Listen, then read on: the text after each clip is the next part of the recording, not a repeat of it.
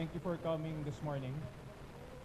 Yeah, this is a press conference held jointly by the OTC, MIAA, OTS, and the PNP APSA group. I'm sure you all know the principals, Secretary June Abaya, OTS Undersecretary Roland Decomono, MIAA General Manager Jose Angel Enrado, and PNP Police Chief Superintendent Francisco Balagtas. So we'll start with a few announcements, and then we'll follow with the questions and answers afterwards. So when we go to the Q&A portion, please just raise your hand. I'll acknowledge you, and then we'll proceed. After the press conference, we'll walk you through the inspection process in the lobby, and maybe show you some changes so far that we've implemented. So to start off, Secretary Abaya has some statement. Well, thank you, Migs. Well, in the past few weeks, we've heard of allegations of extortion on the basis of bullets being found in luggage of passengers inside NAIA. And likewise, allow me to share with you some of the cases we've found since 12 September 2015, when we first heard of reports of these allegations. Just to cite some, two turned out to be about passengers who admitted to bring ammunition. They themselves admitted that they were in possession and did not deny that it wasn't theirs. Let's take, for example, a Japanese national who was, I think, covered by media, admitted that he had taken 2 bullets. He came from a firing range 2 days prior to his departure, took 2 bullets as a souvenir, left it in his jacket. Unfortunately, he forgot to clear his belongings. The jacket was packed. Eventually entered the airport, and he was apprehended for possession of a live ammunition. Likewise, I think this was during the day that I inspected for Undas. There was a passenger who admitted that he borrowed a baggage from a AFP officer. It happened to be a bullet was left for one reason or another. As we know, AFP officers are very much accustomed or part of their work is handling of firearms and ammo. Unfortunately, the bag wasn't cleared, ended up in the airport, and appropriate legal action had to be taken. Likewise, there were 2 on the same day. There was also a mother who accompanied her daughter OFW that upon inspection and questioning admitted that she was the one who packed the baggage and truly believed she was the one who placed a live ammo into the bag of her daughter, because she did believe that this was an amulet. This was a protection for her daughter when she leaves. So this was uncontested, kaagad sinabi sa investigation na nakuha natin. Again, we just had to act on such situations. Likewise, we know there were also 2 cases where there are allegations of extortion. I think this was with Mr. Red, forgot his name, De Guzman, and Mr. White, the missionary. So we are currently investigating, at least on the Red De Guzman case. Cases have been filed against the OTS personnel because clearly there were violations on procedures, and that is currently, and once that is disposed of, we will clearly show to media the results of that investigation.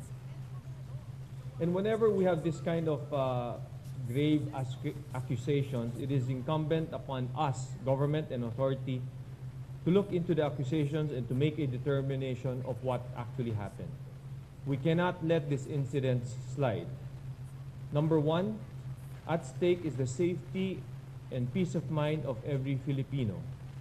Number 2, any incident like this must impel government to examine its procedures, identify weaknesses, and come up with solutions and innovations so that the specific units tasked with securing the safety of the Filipino people can fulfill their mission.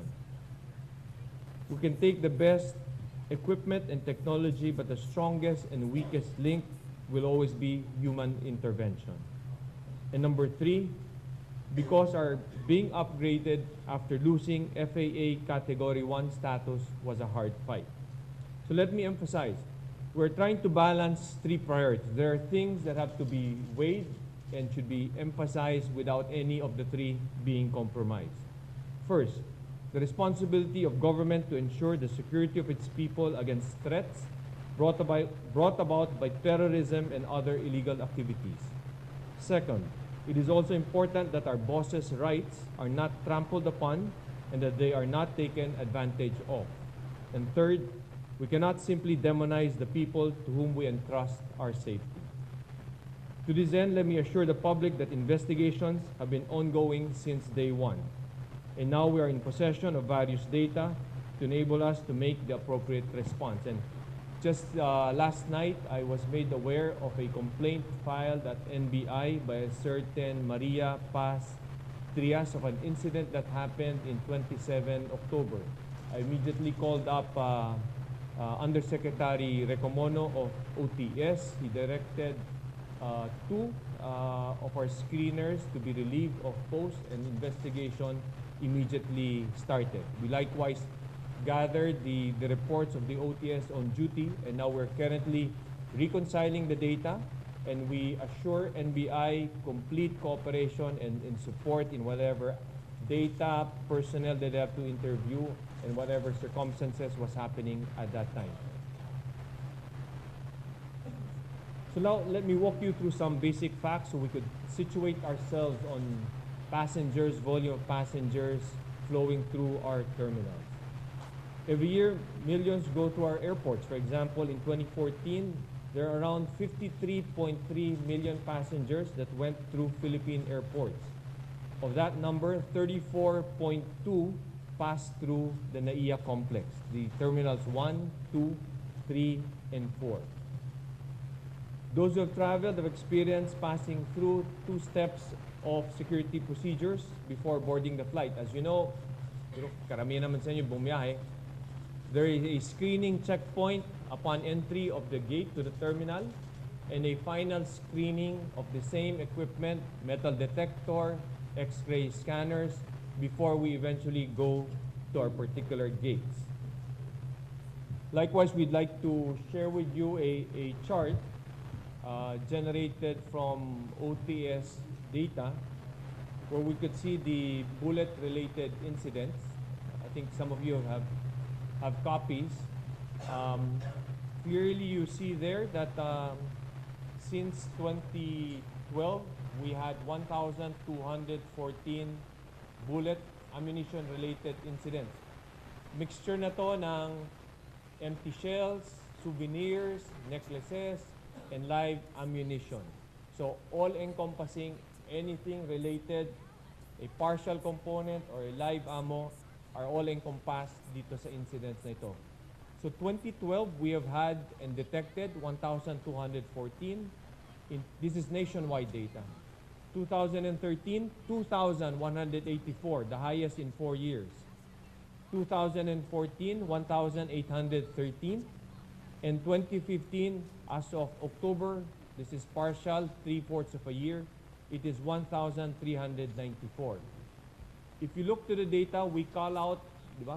Computin natin yung sa NCR. It's not obvious in your data. But NCR will show you that in 2012, it was 972. These are the 4 terminals. I'm just adding yung data for the terminals of 1, 2, 3, 4 of NAIA. 2012, NAIA is 977. 2013 is 2,037. In 2014, it is 1,510. In 2015, it is 1,212. There's actually a declining trend for the NAIA airports, but still we are in the numbers of averaging around 1,500 annually for the past 4 years. So these are incidents on ammo, whether they are empty shells, souvenirs, necklaces, anting-anting, or talismans, and live ammo. And to give you a perspective, if you have 34.2 million passengers who pass through NAIA terminals, and there are 1,510, let's say 2014, who were caught with ammunition, and you do the math, the percentage of passengers with ammunition versus the total number is 0.004%. That's 0.004%. If you take it from departing passengers alone, dahil karamihan dito are really departing passengers because the arriving passengers are not screened on their way out of personal baggages, it is 0.008%. So it appears that cases have been blown out of proportion. Let us be mindful that when allegations cast aspersions on all, it is not far-fetched to think that some of those tasked with our security will suffer from lower morale. This would be a disservice to all. But again, although we're talking about statistics in the decimals, let me emphasize that a single case of any passenger unwrongly charged, extorted upon, victimized by planting, unjustly charged in court is unjust. It is not something that government should ignore. It is something that government should put full force and attention to, and likewise is a grave concern for the state. The numbers don't spell it. A single case of injustice merits full government attention. So we are ferreting out the truth to fix lapses and restore the confidence of the public in our airport security staff and police, and likewise restore the morale of our security personnel as well. So now allow me to give the floor to the Administrator of OTS, Roland Recomono, who will now walk you through these figures that I've talked about, although I've talked about it a few, but I think there are other information that Undersecretary Recomono could share.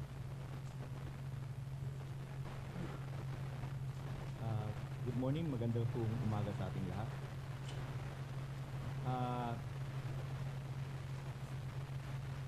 The chart that you are holding, as mentioned earlier by Secretary Abaya, are figures. And this figure represent the number of incidents intercepted as far as bullets is concerned. And it also represents the number of persons that were caught, regardless of the number of bullets or ammo that was in his possession or her possession when it was discovered. The process is if one passenger is caught, there is a determination of if the bullet is live or not. If the bullet is not live, we confiscate it and file the necessary documentation. And this is for purposes of recording. But if it's live, the law is clear. You will face prosecution in accordance with our law. This is what we have found so far. Cases of Filipinos with bullets in their possession are not uncommon. Hindi po ito masasabi nating very strange, no? As early as 2008, a number of Filipinos were intercepted at Ninoy Aquino International Airport carrying bullets or ammunition, which turned out to be normally, based on our, again, records, talisman or anting-anting. I'm sure you are very familiar as far as talisman or anting-anting. Ito doon yung tinasabi nila na panakot daw nila sa aswang o sa barang. Bullets are not considered live when their components, meaning bullets are considered live, when their components are complete. And these are the elements. Case, o yung tinatawag po nating shell. Slug, the one that, you know, the projectile. Powder charge, and primers. When a passenger is found with a live bullet, it is confiscated. Kinukuha po yun. Kasi hindi po ito pwedeng dalhin sa loob ng eroplano. He is detained, and if evidence is strong, a case will be filed against that particular person found in that particular item in his possession. Most anting-antings however, only consists of the case o yung kung tinatawag nating shell. Again, in situations like this or in case like this, again, the bullet is confiscated or that particular shell is confiscated and the passenger is allowed to continue with his travel.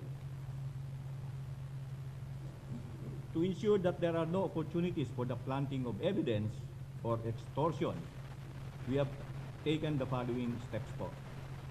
In the past po, ganito yung procedure of screening the passenger at saka yung pong ating mga luggage na dala. Once a suspicious item is flagged or detected by the X-ray machine being operated by our X-ray operator, the image is shown to the passenger. Okay? The image is shown to the passenger indicating that particular suspicious item. Then the baggage inspector will determine who is the owner of that particular baggage which contains the suspicious item. In this case po, kung yun po ay bullet, ang tawag po kasi namin doon, we have to identify the owner of the bag. What does this mean? It means if the passenger is identified that he or she is the owner of the bag, he will be the one to bring the bag to the baggage inspection table. And then the baggage inspector will ask the passenger permission to open the bag or the luggage.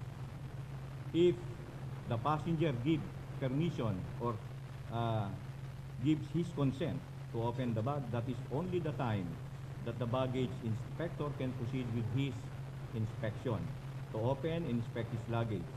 Always po in the presence of the passenger.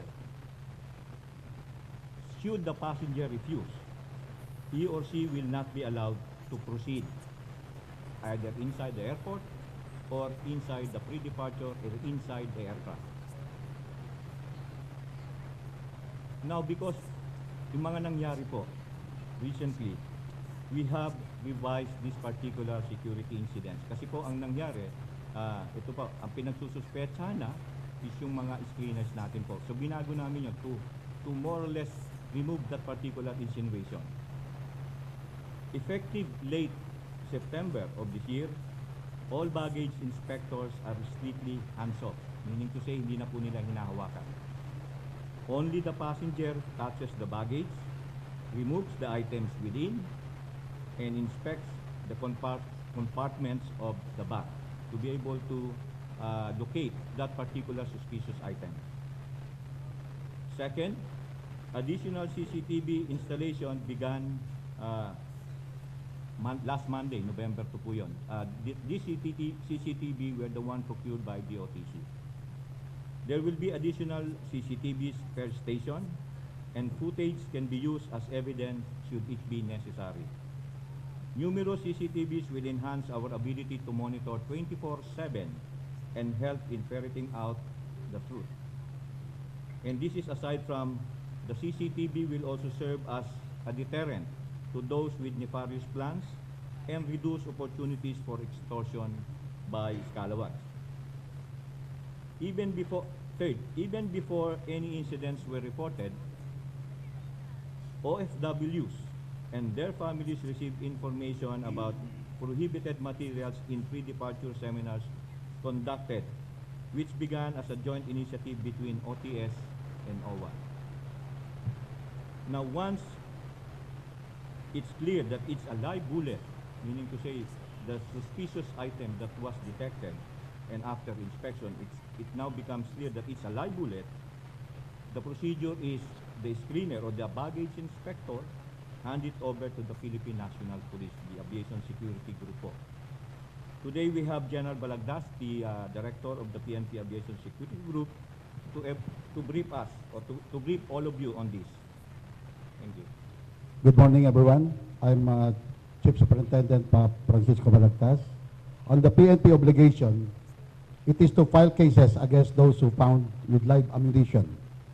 We have a law that covers ammunition, the law on illegal possession of firearms and ammunition, or Republic Act 10591, an act providing for a comprehensive law on firearms and ammunition, and providing penalties for violators or violations thereof, as approved on May 2013. Republic Act 10591, referring to ammunition, it has to be complete and fixed unit consisting of a bullet, gunpowder, cartridge case, and a primer or loaded shell for use in any firearm. Republic Act 10591, penalties for unlawful possession of ammunition. Ammunition for small arms or Class A light weapon.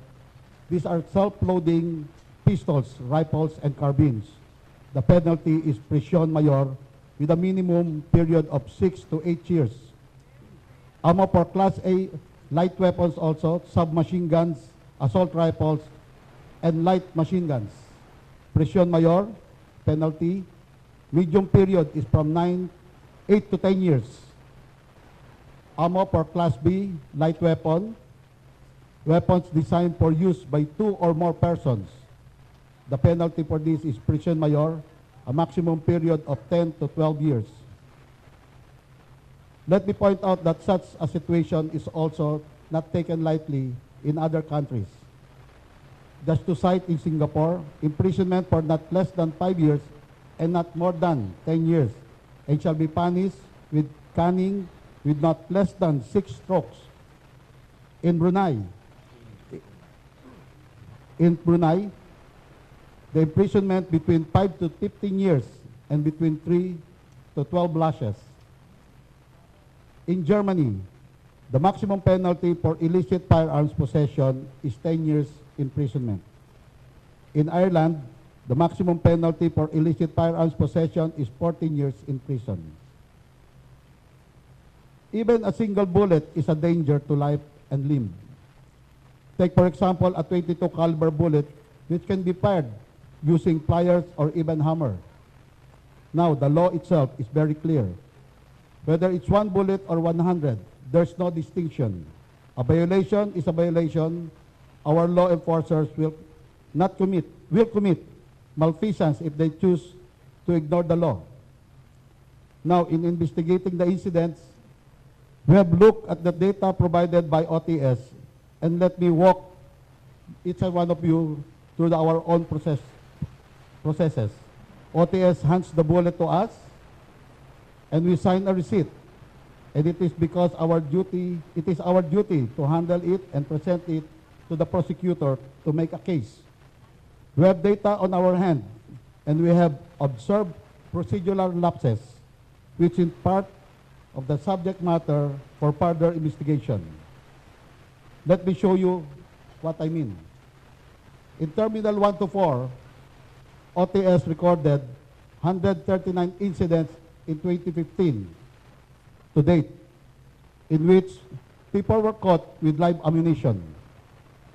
Also in Terminal 1 to 4, from March to the present day, because from January to February it's 0, only 51 cases have been filed by the Philippine National Police Aviation Security Group against those caught with live ammunition, as referred to us by the screener. We are also undertaking the following. Lifestyle check will be conducted on suspected persons of our personnel, and as well as NBI will likewise be brought in for investigation. As for more proactive steps, let me pass you to the Manila International Airport General Manager, General Longrado, sir.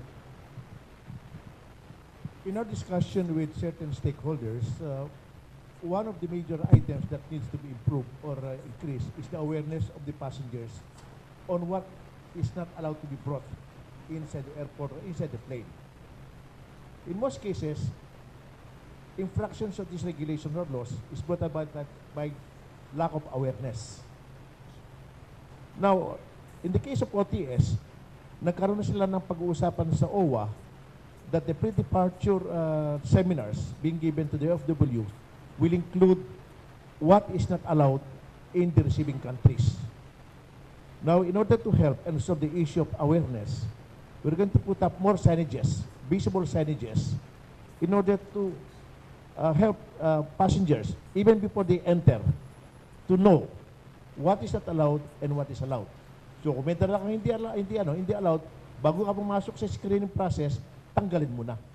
Kasi palagi sinasabi, hindi kasi namin alam eh. But that's what General Balagtas have said, the law is the law. Pag hindi na-implement yung law, sila naman ang kakasuhan. And this morning, I gave instruction to Terminal 3 Manager, ano bang possibility na maglagay tayo ng monitors, TV monitors, sa lahat ng departure gate. Also mentioning what is allowed and what is not allowed. And also mentioning pertinent laws, pertinent executive orders, pertinent instructions from the Philippines and other countries on what should be avoided for passengers to bring inside the terminal or inside the aircraft. We have regained our category 1. We have not lost, we have not been given a slap in the face as far as security procedure is concerned. And we would like to maintain that. We would like to maintain that status. So the role of MIA is to enhance what has been put into place by both OTS and Aviation Security Group. Those are the initial steps. And we would like to welcome more suggestions from you on how we can enhance awareness. At the same time, I'm sure OTS and ASG will welcome suggestions on how to enhance procedural matters as far as screening is concerned.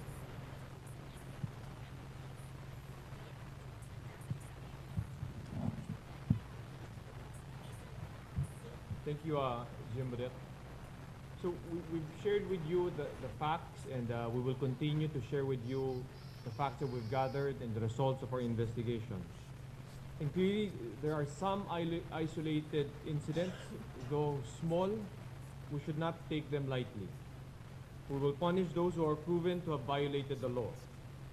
If possession of live ammunition is severe, we should take note that planting of evidence carries an even more inflexible penalty for government employees in particular. It is life imprisonment. So if I share with you some provisions of RA 10591, penalty for planting of evidence. This law applies to whether you're a civilian citizen or a government employee. If you are involved in any oplan, tanim, laglag, o kunong paglalagay ng bala, these are the penalties that you will face. It is prison mayor, 6 to 12 years for those who are not public officers or employees. Assuming you are just a fellow passenger doing your syndicated work outside of the airport or inside the airport, if you get caught, you're liable to 6 to 12 years of imprisonment. For public officers or employees, whether DOTC Secretary, OTS personnel, PNP personnel, NAIA personnel, it is a penalty of reclusion perpetua or life imprisonment. That's roughly 40 years for you. Pag may mahuli kaming involved in any oplan, Tanim-Bala, and you are a public officer, government employee, you will face 40 years or life imprisonment. Airports are a necessary means for travel and communications. Having as many flights as possible enhances trade, tourism, and responding to challenges like calamities and climate change. And let me assure everyone that the steps we have outlined are meant to ensure that we can all do our respective tasks for our fellow citizens and for our foreign friends, to be able to travel without any unease, for our screeners and employees to maintain the high level of alert and safety in our airports. And let me stress, it is in our national interest to ensure the security and order of our airports, which have been key to regaining FAA Category 1 status. Let us not forget that when we are being penalized for low safety standards, our airlines could not expand their flights to and from the United States. The European Union even banned all aircraft from flying into their countries. We have identified points for the opportunities for extortion, and have taken steps to make this increasingly impossible. In fact, later on, after our Q&A, we will walk through the procedures. So you could tell us, saan ba dyan pwede pang magtanim, mag-intervene, makialam ang kawani ng pamahalaan para patunayan na mahigpit itong prosesong ito. Ganun din, we will show you the CCTVs. Again, as explained earlier, the CCTV serve as a deterrent dahil may nagbabantay sa'yo. At the same time, a way of recording incidences so that we could back up claims against our personnel and likewise violations of law when we go to court. We are doing our duty, and I assure you we are very serious about it. You will understand that we will not give you a blow-by-blow account of how our investigation is ongoing. But everything we are doing is for the sole purpose of finding out the truth. And in fact, any result of investigation we will gladly share with media to show the seriousness of government in pursuing wrongdoers. In the meantime, we ask for your cooperation and your understanding. We will overcome this challenge in a manner where the wrongdoers will be punished. And if there are those who turn out to be falsely accused, then they could obtain vindication, and likewise other remedies in law are available. Let us help one another. Let us be vigilant, cooperative, and calm. Let us not allow these allegations to sow fear and panic among our fellow Filipinos and our friends overseas. With the help of the traveling public, I am certain that we can remove opportunities for extortion and enhance the security of our airports and the peace of mind of passengers. If at the end of the day, if we all get disheartened, then all our past efforts would have been washed. None of us will be helped if those meant to do their jobs to keep us all safe start being fearful in doing their lawful jobs. We vow to closely watch the watchers for everyone's protection. We're now open for any questions. And likewise, if, for any passengers who are listening, we need your cooperation. Government can't do this alone. We need your cooperation. We need information. And we will guarantee you we will pursue wrongdoers to the hill. Thank you. Sorry, for the questions, can we proceed to the microphone on your right side? Kindly just introduce yourselves and then proceed with your question. Thank you. Sir, with 6,605 passengers who were caught with ammunition, ilan dito, sir, yung umamin na kanila yon? Kasi you've been citing cases that are yung mga umamin, like the Japanese guy, a woman na nagsabi na amulet yun. Pero ilan dito sa 6,605 yung umamin na kanila yun, sir? And how many are apprehended already? Like, yung na-file ng case? For the number of those who admitted on the first part, the second part is how many have been charged. Okay. So, in terms of number of who have admitted, I think you, Secretary Camono, can we provide some answer on how many have admitted carrying bullets? And then on those charged, General Balagtas will answer. As I explained earlier, as far as the procedure is concerned on detecting and inspecting, we have mentioned that as far as the screeners are concerned, they will be able to monitor a suspicious item. If that is a bullet, and then after inspection, it turned out that that is really a bullet, whether it is amulet, yung tinatawag po natin ng pinuntin. This will be turned over sa police po for proper disposition. Now, as far as the numbers are concerned, ang meron po kaming record now in coordination also with the PNP ABSI group. Kasi po, di ba, pag ito inamin niyang bullet, there is now an admission na dapat i-prosecute siya. Ang meron po kaming records dito, yung hindi nag-a-admit. What we have as far as records are concerned is yung hindi po nag-admit. Ito po yung sinabi na kanina ni Secretary Abaya. Kaya po, china-charge yung police na nag-inquest sa fiscal and the screener who inspected the baggage. Dalawa po. Yung kanina po, sinabi ko.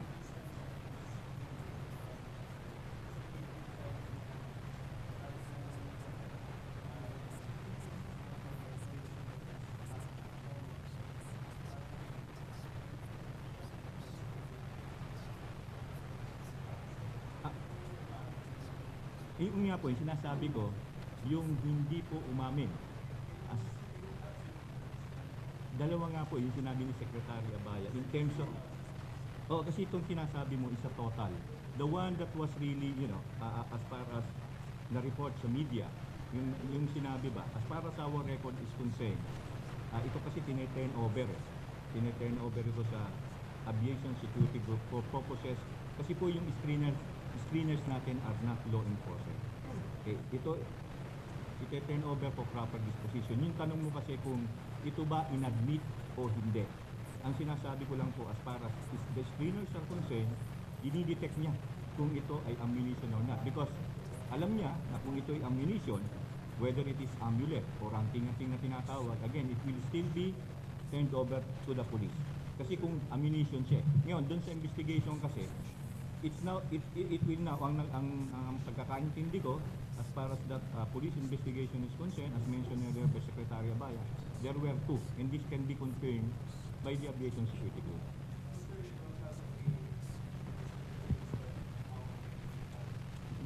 We don't have that, kasi nga hindi kami yung nag-iimbestiga, kami lang yung yeah.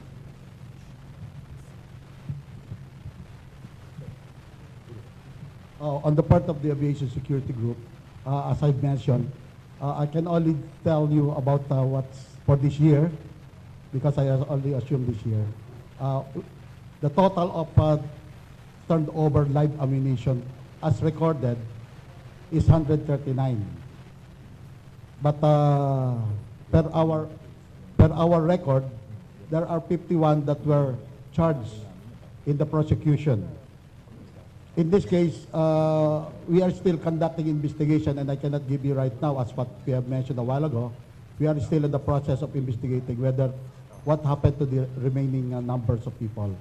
And we will provide you the details if there will be involvement of our personnel as far as the investigation is concerned.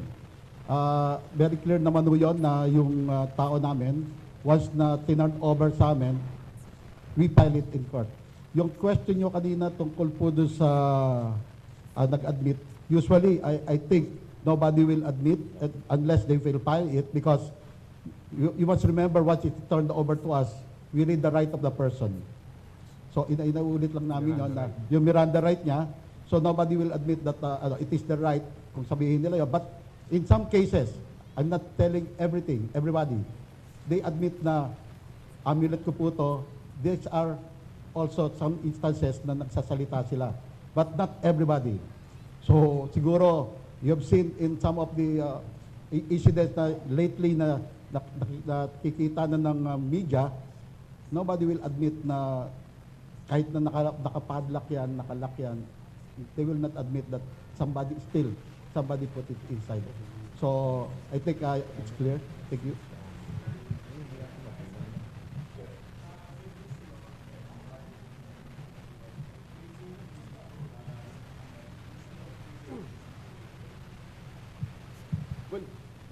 I do. In fact, I encourage my former colleagues in Congress to take a look at the law again. Especially, we've seen comments from the congressmen themselves saying, I remember reading Congresswoman Lenny Robredo filing a bill, particular on this, to allow, I think, 3 bullets or less, not to decriminalize possession of 3 live bullets or less. But again, that is a wisdom left to our congressmen and our senators. But if one is filed tomorrow and they pass the law by tomorrow, we are mere implementers here. If a law is passed in 2 days, we will implement such law. But again, we merely follow the law, and I encourage our former colleagues to take a look at the law again, and if it needs to be amended, please do so. Lawrence, okay? Right, next question. Hi sir, good morning. I'm Bing Habadan from Manila Shimbun. Sir, out of this number, 6,605, ilan na po yung nakasuhan at ilan po yung nag-guilty dito? Well, again, before, I think that's more of a question for General Balagtas. Again, just to situate, yung 6,605 is a 4-year record and nationwide. No? So, nandyan, pati our provincial airports are there. What we've gotten from at least 2015, just a subset nitong dato. 2015, in NAIA, the 4 terminals, 195 cases of live ammunition were turned over by OTS to Aviation Security Group. Of those 195, I think 51 cases as of March 2015 have been filed.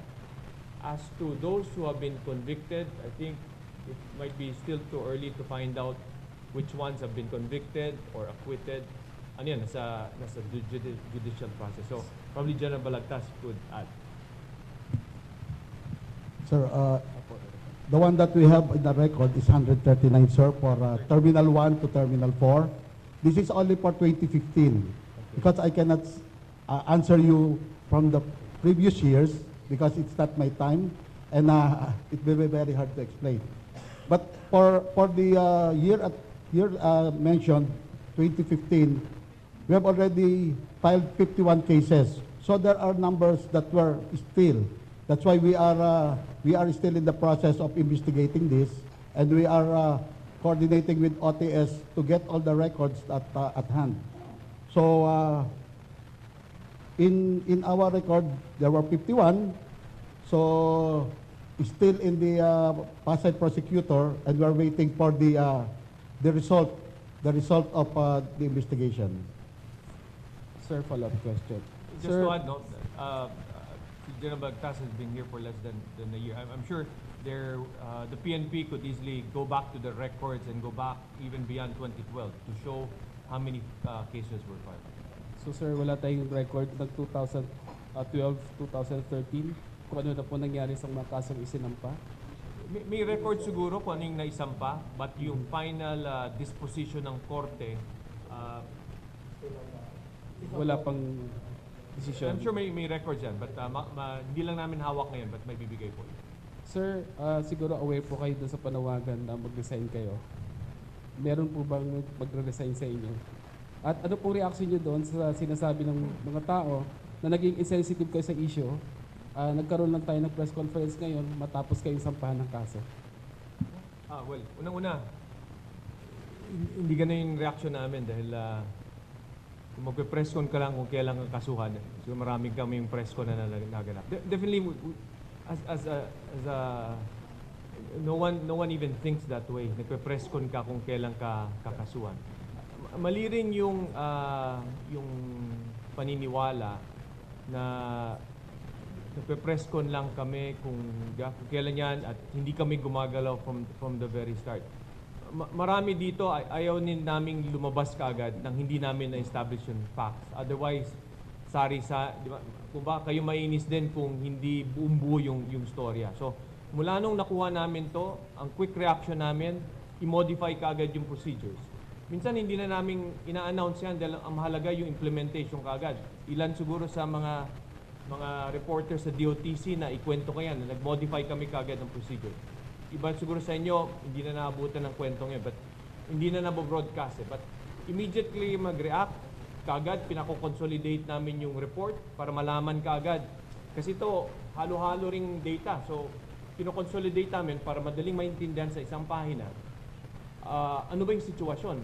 Ito ba ay bagong pangyayari lamang? Dati ba sa 10, dadalawa ang incident? But may kita natin, libo pala itong nangyayari at the other side of the coin is nagagampanan ng OTS, ng NIA, Airport Police at ganun din ng Aviation Security Group yung katungkulan nila na i-detect ang mga bala, i-detect ang components para hindi makasakay. Mas alarming siguro kung ang incidents namin ay 0, 2, 5, kung milyong-milyong tao ang bumabiyahe sa airport natin. And binabantayan tayo ng Estados Unidos dito, yung TSA, at sinasabing wag din nyo i-compromise ang procedures ninyo dahil maraming apektado, dahil maraming turista dyan sa inyo, wag nyo rin ganong luluwagan. I'm sure yung ICAO nagbabantay, ang European Union nagbabantay, so ito yung binabalanse natin. But definitely, kung may off-plan laglag, kung ano man dyan, ay talagang pipigilan po natin. Thank you, sir.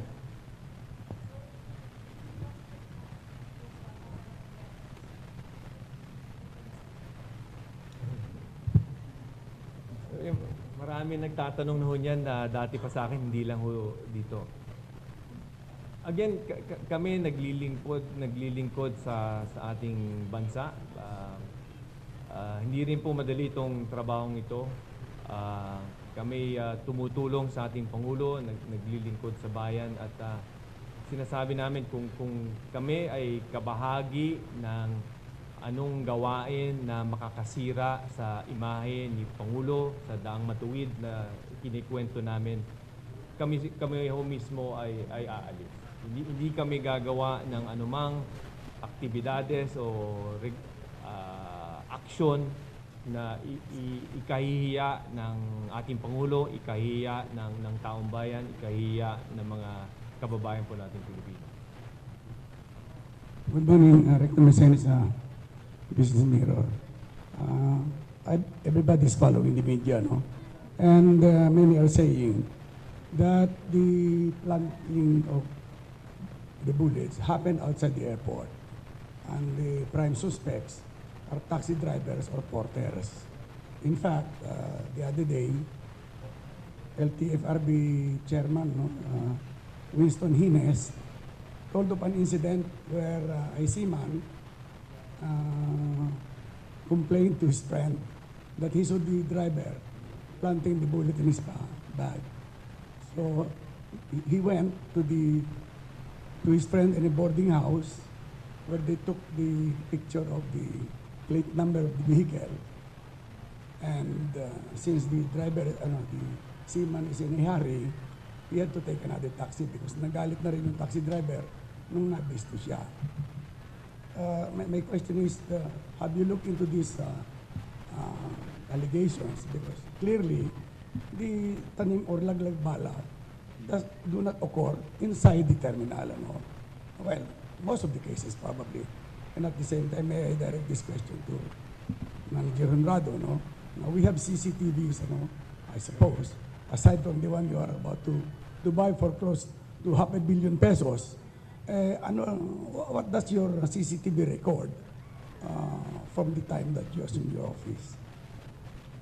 Well, first of all, on the LTFRB question, yes, I think 2 days ago or yesterday, Chairman Hines has kept me informed. They are investigating. I think they've already called the taxi company and the particular driver to report.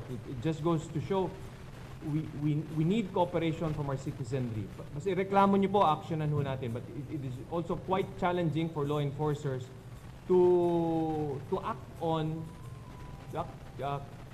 chismis or stories. We would appreciate real complaint. Although madaling sabihin niyo to dahil siyempre mag-complain ka, it entails a lot of time, a lot of resources, even security to be a concern for complainants. But clearly, yung case ng seaman, we will act on it. We will share with you what we have gathered, and if they're guilty, we will pursue them to the hilt. Bago si Manager, my point being, that the planting incident happening outside ay may connection sa nangyayari sa loob. It appears that once it has been done, all they have to do is call the cellular phone. Nandiyan, tinanim ko yung naka-blue ng pa na may sombrero. Well,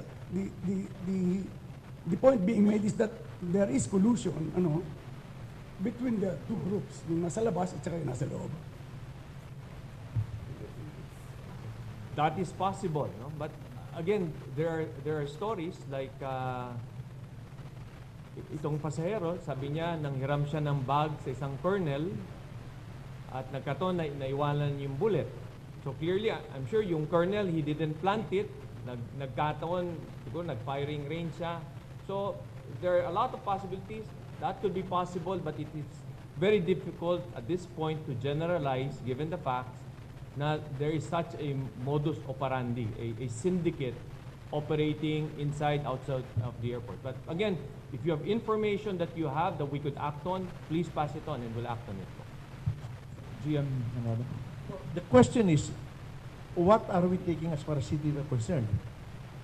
Well, for every action, for every request of the PNP and the court, we do have the CCTV that records the motion. In fact, one of the innovation that has been given or has been mandated to us is record all incidents of interception. Hindi lang yung may kaso na.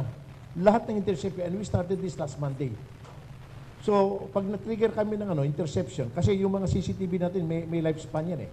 X number of days, bububurin automatically. Okay. So, para hindi mawala yung agam-agam na nabura na yan, effective last Monday, lahat ng incidents of interception, whether there's a complainant or none, dire-record na namin. Para pag nag-request ang PNP after 1 week, 2 weeks, 3 weeks, nandyan yung nandyan na yung copy ng ng incident. But let me just remind you, I've worked in a bank for so many years. We have to realize that the CCTV will not give you 100% coverage. Will not give you. Okay? Will not give you. Any security officer worth is salt will tell you that it will enhance issue of investigation and determination of what really happened. But it will never give you 100% coverage unless every nook and corner ilagay mo ng CCTV. Okay? But we do record. Like for example, the latest incident, nabigyan namin ng record ng OTS, nabigyan namin record ng yung footages ng Okay. Ngayon, yes, go ahead. Follow up lang, sir, no? Ang point ko sana is that, nung sumabog ito, nung kaso, nung September, did you ever try to, review the tape bago mabura, to find out, just in case, na baka may mga porter nga, or taxi drivers outside your terminal, who is doing the planting? We review. Kaya binibigyan din namin because what we may see may not look good. Kaya nga, nandyan ang OTS, nandyan ang PNP, at may competence sila. Nandyan din sila. Remember, yung role namin is just to record. We will not pass judgment. The judgment is reserved to the court based on the evidence. Now, if you use the CCTV footage evidence, so be it. If the fiscal says that the CCTV is not conclusive, we have to respect that. But we can give you a copy of the as requested. Alam ko, marami sa inyo ang nagtatampo. Bakit? Kasi hindi namin binibigay sa media. If a legal case has been filed or about to be filed, pasensya na lang po, pero hindi namin bibigay sa media ang kopya. Bibigyan namin ng police, bibigyan namin ng court, but not to the media. Ngayon, kung a simple issue lang na walang bagko, pwede makakita kung nasan siya. Sure, our people are escorting the people at the concerned person at our CCTV room to look kung ano siya nangyari doon. But on incidents wherein a probable cause or probable case is about to be forwarded to the court, then it's only the court and the police who can request for a CCTV footage. So wag mo magtampo, yung mga pag nag-request hindi na mabigyan. We'll have that carefully reviewed. No? Ang suggestion po, Manong, is review the CCTVs outside of the terminal because that might be a possible entry point. But again, just on CCTV, yung CCTV, ginagamit din ho yan para sa mga taunan na natin may kaso. Yeah? If any OTS personnel is involved or complained upon, we also draw the CCTV to check. Ano bang nangyari talaga? Yung kwento ba ng pasahero accurate? Yung kwento ba ng OTS accurate? So the CCTV is good evidence whether you're pursuing a complaint against a passenger or a complaint against personnel. Yeah, good morning. Sir, were investigated for Tanim-Bala incidents? At saka, do we have, how many of those passengers who were caught with bullets made allegations of na tinaniman sila ng bala? In figures lang, if you have statistics. Yung unang tanong, figures about Kung ilan, sir, yung under investigation na naimbestigahan for Laglag-Bala allegations against them? Tsaka ano yung naging action ng OTS sa kanila? Okay, as far as yung bullet intercepted na complaint na nilaglag o tinaniman, wala po kami yung ganong record. However, since 2012 up to present, we have already dismissed several of our personnel doing screening operations po. Total nung po is 65. for various offenses. Okay, but not necessarily related dun sa bala o yung bullet po. Wala po kaming ganong record. And again, 90 na po ang nasuspindi rin for various offenses din po yon. And as far as our record is concerned, 19 din po yung ongoing yung investigation for various offenses. And one is yung may kinumplain nga na dalawa na sinabing this is in connection with that, hindi kasi po inadmit no? Hindi niya inadmit, then therefore tiningnan namin yon. And another one is yung kay Reddy Guzman sa Terminal 2. Okay? Nung nireview ko po yung CCTV, and this is also related to that complaint po ni Ms. Di Guzman about that bala. Pero wala pa pong conviction, but nung nireview ko, there is really, as far as administrative cases concerned, kasi meron pong lapse in the procedure. Ang sabi ko doon, kasuhan siya. O kasuhan yung dalawang involved doon sa insidente pong yun. Yung pangalawa po yung tanong, ano nga po yun? Sir, ano na po yung status ng investigation dun sa mga allegedly involved daw sa Tanim-Bala? Ayun nga po, no? It's ongoing po. Ongoing po kasi po kailan lang po nating sundin yung proseso. Kung tatanungin niyo po ako paano yung proseso namin, once there is a complaint, no, automatic po yan. I-relieve namin siya doon sa kanyang present position as a screener for purposes of conducting a fact-finding investigation. Once there is a prima facie evidence to file the necessary formal charge, yun po, i-elevate namin yun. Meron po kami nung committee for purposes of filing the necessary administrative case. Yun po yun. And bibigyan po namin siya ng pagkakataon, again, as part ng due process po, na i-depensa din po niya yung kanyang sarili. Now, magkakaroon lang po ng desisyon. And finally, once na nagkaroon ng desisyon yan, i-recommend po sa akin yan po ng committee for proper, yung final pong decision. And then, i-elevate po namin yan sa department for purposes of confirming that particular recommendation ng decision namin. Kung siya i-dismiss ba or whatever. Yun po yan. Your name? Agency? PC from Rappler. Secretary Abaya, what do you think? Well, just to add, no, yung particular kay Miss Gloria Ortiz, the Hong Kong OFW, those the personnel there are likewise being investigated, and I think we've also, because I do believe baka naman inosente talaga, given the facts. Some lately, Ms. Fontamillas and Ms. Ortiz, I honestly believe personally they're innocent.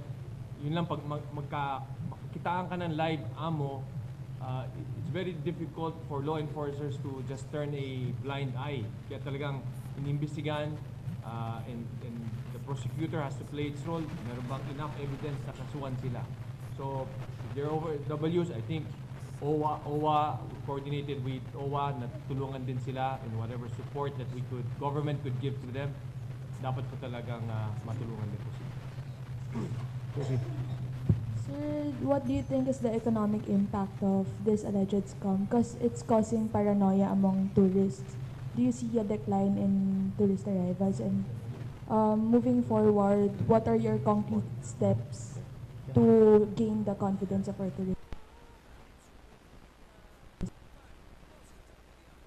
To see, or even calculate, the data is not in our department to figure out economic impact. For tourism, the best person to answer would be Secretary Mon Jimenez, but I think in your outfit, your particular media outfit, someone reported to me there's an article that Sec Mon Jimenez was quoted that tourism is not affected by all these discussions in Tanim, all these allegations. So I think Sec Mon is in a better position to answer that, and I have to read your article, or the article in your outfit. Sir, follow up. Sir, we just recently been removed from the list of worst airports. What are your steps to remain out of the list? Do you have? Well, first of all, we've gotten out of it mainly because government has paid attention. Like, I think the particular subject here is Terminal 1. It is a 30-year-old building, and for the first time in its life, in its history, government has decided to address structural concerns, plumbing, fire protection, accessibility, electromechanical.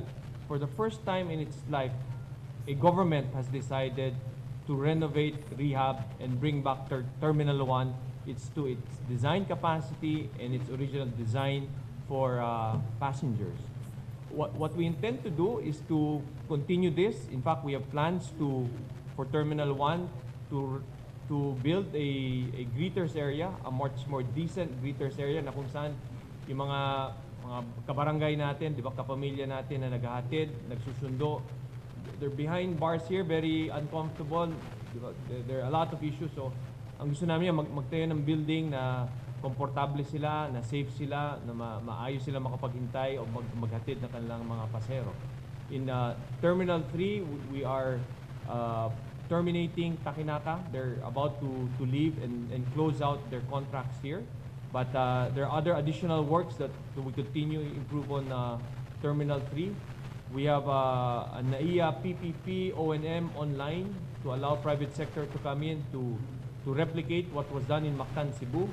Magawa rin dito, that is in the process. So these are the things that we are doing to ensure that we are kept out of that list and eventually climb ourselves up to the 10 best in Asia. Any more? Just to cite follow-up? that, just to add on to that, I'm not merely making wishes here. Three of our airports, namely Mactan, Iloilo, and Clark, are among the top 30 airports in Asia. I think Mactan, Cebu is ranked 18. So, not difficult to bring NAIA International Airport in that category. Any follow-up, Chrissy? Or no more? Okay. Good Sorry, morning. your name and Laura Angeles from the Manila Times. Sir, meron po bang directive to implement tighter security o baguhin yung inspection process o mag-employ ng reinforcement dun po sa airport? Well, on the processes, isa yan sa mauna naming nagawa, no? Not necessarily caught by media, not broadcasted in any press release, but that was a quick reaction that we did by modifying procedures, di ba? Ngayon, makikita nyo mamaya, hindi na po hinahawakan ng ating mga screeners itong mga bagay po natin. In terms of reinforcements na, di ba, dagdagan ng there's a continuing process. Hiring OTS has been granted authority by the budget and likewise the national budget to hire more personnel.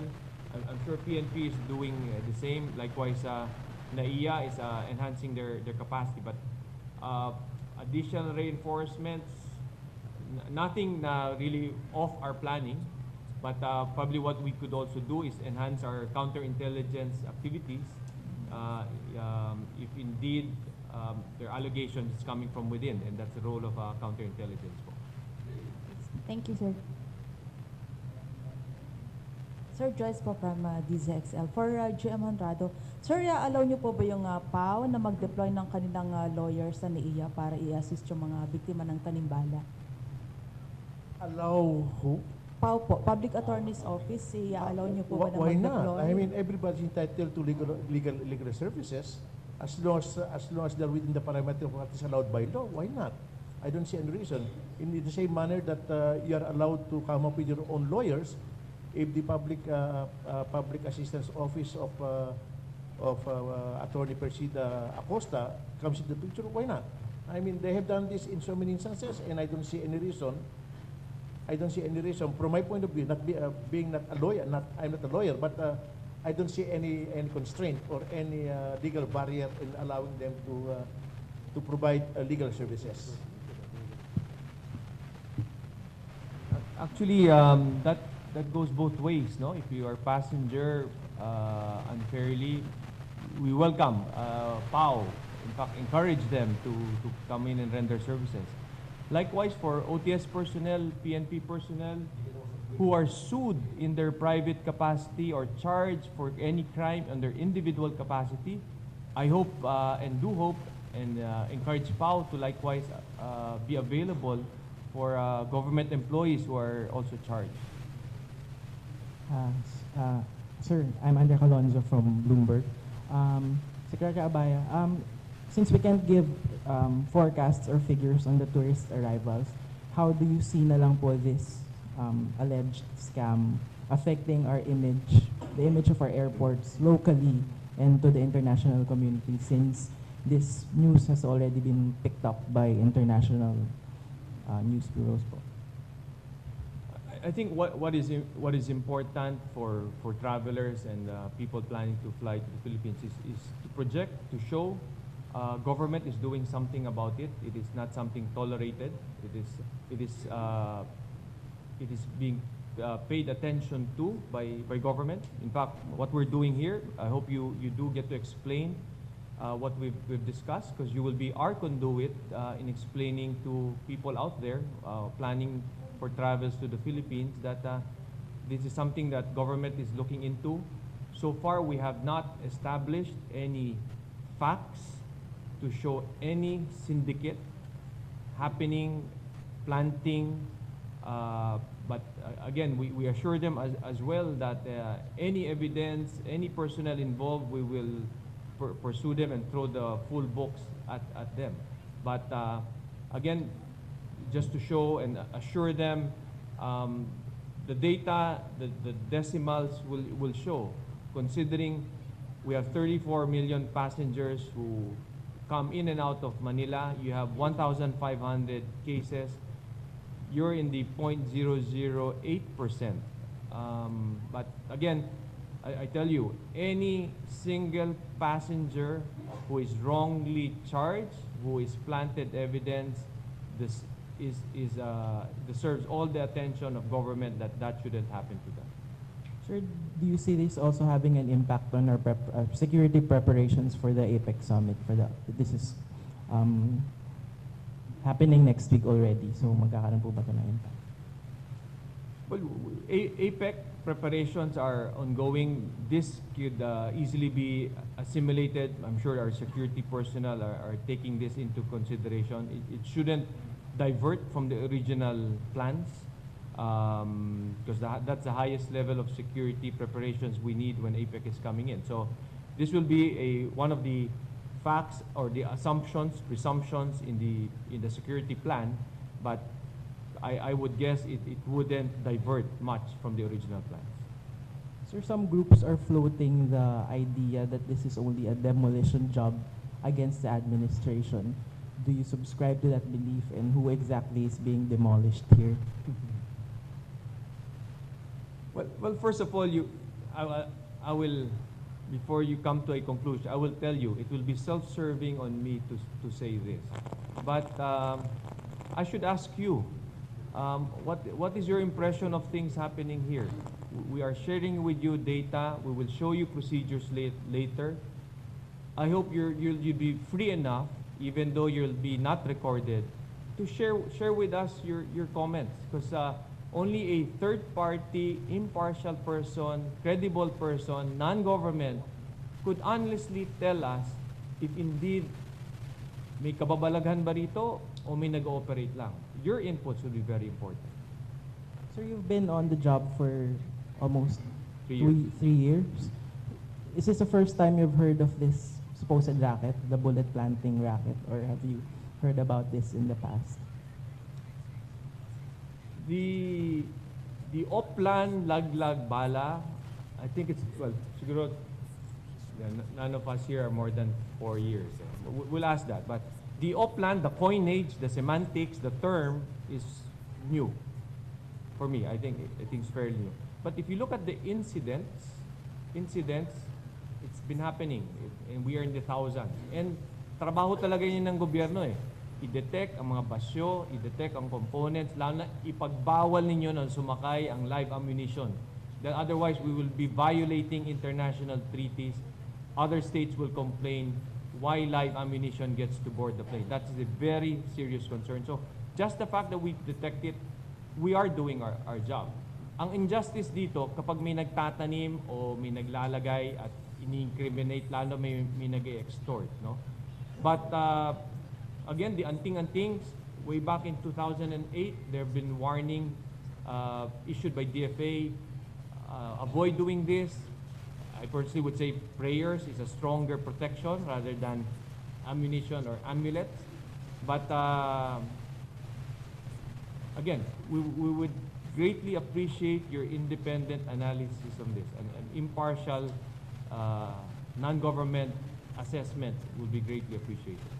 So sorry, clarify ko lang po. Yung, let's not be exactly with the name, the Oplan Laglag-Bala, but the entire racket of placing bullets in bags to extort. Is this the first time you've heard of it? Well, as you see, I turned over muna kay General Balagtas because he has been assigned as an aviation security group when he was still a young, well, he's still young, younger and slimmer officer a few years back, and we'd allow him to share. Thank you, sir. For my experience when I was still during that time, they call it not aviation security unit, but it's more on Police Center for Aviation Security. That was way back in 2004 to 2006. I was here. We don't have that idea of planting, but we have a lot of cases of extortion. Yung mga cases dito na nare-report sa airport. But a lot of things were improved from then, and marami ako nakitang pagbabago ngayon. But of course, there are still a lot of room to improve, as you mentioned, and that's why we are making a lot of things.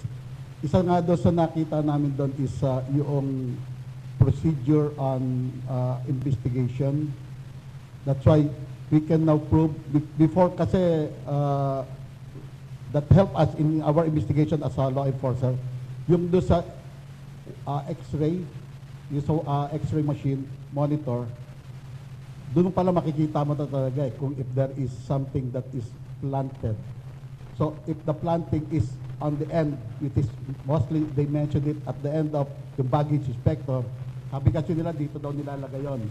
So probably in the past they can do that, but right now there is a memory, or you can take a picture of it and you can say before it goes out of the x-ray machine, meron ka na nakikita doon. So paano magkakaroon ng planting at the other end? So yung kanina po, just to add, yung sinabi po kanina na yung planting from the outside the taxi, I just like to add on that we are also conducting an investigation given the plate number as mentioned dun sa report. So we just like to ask also the assistance of yung the friend yata ng seaman, if you could come up to our office or to any of the police office or station so that we can make the report and we can follow up. Kasi I think the LTFRB already tracing or calling the attention of the company of the taxi. Thank you, sir. Thank you, sir. Sir, last na lang po kayo, Sec Abaya. Sir, for the last few months, sobrang dami po na issue na binabato sa inyo. The traffic, yung MRT, and then now this one. So, how do you feel? Napag-iinitan lang po ba kayo? Are you misunderstood? Or do you think meron talagang pagkukulang? Well, I'm a public servant, and I feel it to the hilt. And I signed up for this job. I know it's part of it. In fact, it's a privilege for me to be serving our people, and that's par for the course. I didn't expect to be a public servant and have be praised, be applauded. No, it is in its truest sense of the word, it is public service with all the criticisms and the negativism attached to it. But again, it continues to be a privilege for me to be serving our people. Thank you, sir. Tama ba ako? Hi, Sec June. Jackie Manabat po, of ABS-CBN News. Tatanong ko lang po, kasi dito sa sinasabi ng data, maliit na percentage lang, or 0.008%, ibig po ba sabihin na hindi significant yung number ng mga nahuhuling ammunition, or hindi relevant tong data na to? Well, lahat naman tayo nag-math, di ba? And we know decimals. But whether it is something that we should ignore, not pay attention to, ipagbaliwala dahil kakaunti lang naman, government shouldn't even be discussing it. No. As I've said, any single passenger of all the millions of passengers who are unjustly charged, who are planted with evidence, who are extorted, should be given the attention had it been 99% of the passengers were also unduly charged. Pero sir, sa tingin nyo maayos na basehan tong statistics kung ang nagbayad o yung na-extortan ay di na isasama naman dito sa numbers? Ano ulit yan, Jackie? Sir, kung tingin nyo ba ay maayos na basehan itong statistics kung yung nagbayad o yung na-extortan ay hindi naman na isasama sa records? Well, yan ang records, no? I doubt if you also could record or people will volunteer, I extorted from somebody. Di ba? Maski magagaling na gobyerno siguro has no accurate recording and reporting of extortion. So that is the best that we have. So in all practicality, siguro may ilan-ilan dyan not recorded kasi possibly either nagkaayusan, nagkabayaran, or naawa. Diba? I'm sure yung naawa, let's say the profile of a old lady na may basyo, technically walang penalty yon, could be exploited. There's an opportunity for corruption. Those are likewise not recorded there. So both sides, yung may naawa na deservingly so, at saka na nahingan, also unrecorded. But that's the best that we have. Kay Director Recomono, hingi po sana kami ng update dun sa mga nahuli kahapon na 5, and then as we are all speaking, meron din daw nahuli ngayon lang na may guns and ammo dito sa T3. So, araw-araw po ba na nangyayari ito na meron tayong mga nakikita ng mga bala, at hingi rin po ako ng update dun sa mga nahuli kahapon? Well, based on the reports that we are receiving, talaga pong ganun lang talaga ang nangyayari, no? But again, as mentioned earlier, we are looking into the matter whether merong mga illegal activities brought about this particular interception. Hindi naman po kami insensitive doon. Okay? But again, at the end of the day, kailangan lang po talaga yung masusing pag-iimbestiga to really ferret out whether, kung ang sinabi ko nga po kanina, kung meron po talagang may mga taong OTS o taong ABSI group o sino pa man na nagtatrabaho dito sa airport, pag siya ay napatunayang merong katiwalian na ginagawa, yun nga, sinabi ko ni Secretary Abaya, hindi po kami mangingimi. Sinabi ko na nga po kanina, since 2012, meron na po kaming mga dinismiss. Kailangan lang po talaga yung cooperation ng lahat. Dapat po may kino-complain at dapat may mapaparusahan pag ito'y napatunayang nagkasala. So wala pa po akong updates as far as yung kung ano na yung mga nangyari dun sa mga bagong nahuli o nagkaroon ng interception po. Anyway, ang sabi nga po ni Secretary Abaya, once this na-receive namin, it will be you will be provided yung mga status po ng mga incident. But based on your records, halos araw-araw po ba may nakukuha na bala o nahuhuling bala? Well, pag tinignan po natin dito sa past, although this is a summary, siguro po parang ganun ang trend.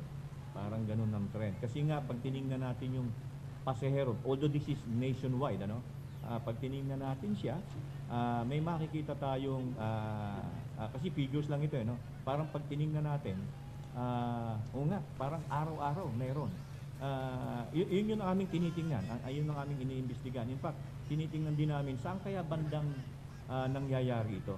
Bakit ito nangyayari? Saan nanggagaling yung taong ito? Po-profile din po natin yun.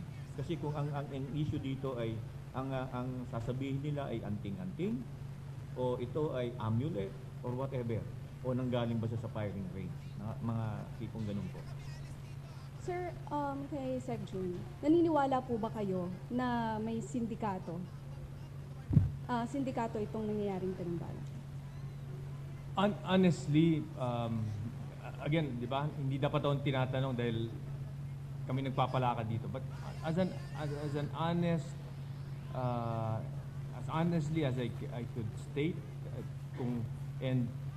again, mga tauhan din natin to, we have yet to get any fact that may sindikato nag-operate. In fact, when we get to report to the President, he would ask us individually even on topics not related to this. Biglang, on other issues, he would suddenly, morally, are you convinced na walang nangyayari dyan? And I would always say, immediately, so wala pa kami hanggang ngayon. And kung meron man kayo, ilabas nyo at ipupursige na. And I think we were asked individually, and I think we would have the same.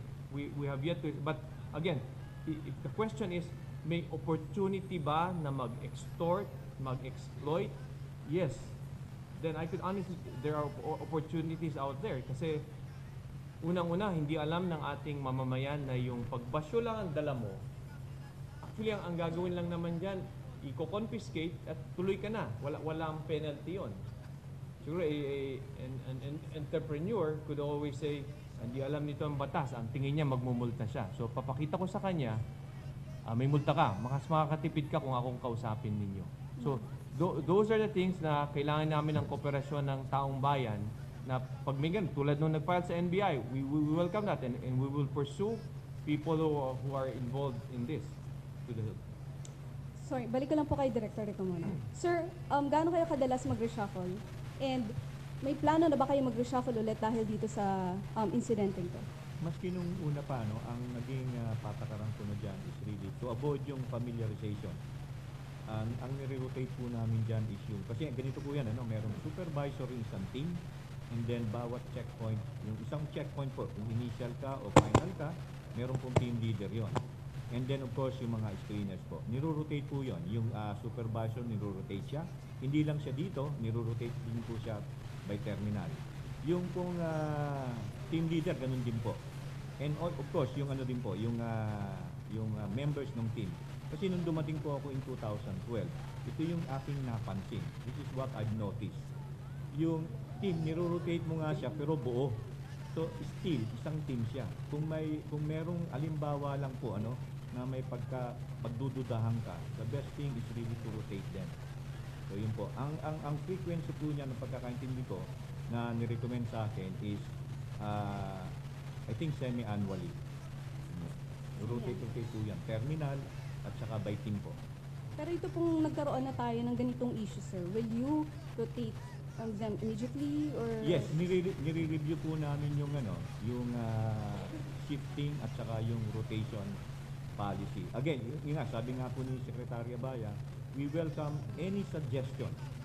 Okay, we welcome any suggestion because at the end of the day, the objective really is number one, yung security po. Because yun lang na pala ang objective ng screening. The entry of any dangerous item inside the aircraft. Kasi imagine po ninyo, kung ano man mangyari dun sa loob ng eroplano, isa lang po, isang incident lang yun. Mas grabe po yun, rather than itong mga nangyayaring ito. Kaya nga ang sinasabi ko lang as far as the record is concerned, and even yung aming counterpart sa PSA, you just keep on doing that. Okay, ngayon, on the other hand, yung mga allegation po na mayroong ganitong